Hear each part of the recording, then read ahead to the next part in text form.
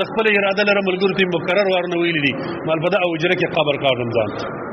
دا مې ډېره اراده ده ډېره ورځ مې اراده ده خور فارغه سوی نه یم قبر کښل په ژوند کې د ځان لپاره علامه شامي المحتار مصنف دی علامة دنیا په ژوند کې ځان ته قبر کښل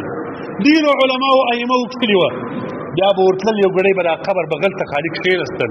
او یو ګړی به یې فکر وکړي سوچ به یې د ځانه سره کوي ورته کتله به یې چې دغه ځای ته راځم دغه مې د پروتې ځای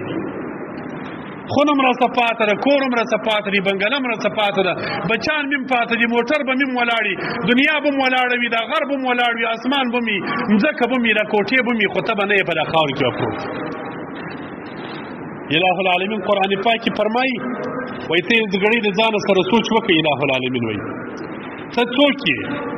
ته په زور کې او قوت کې په تکبر او غرور کې غره ته ځان رسوې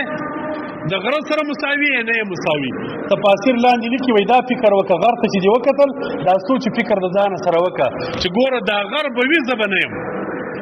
خلک دلته موجود وه دا غر هم خلک ولاړل غر پاته دي ته در غره هم ضعیفه یې غر هم درته قوي دي ته د غره قدر قوت هم نه لرې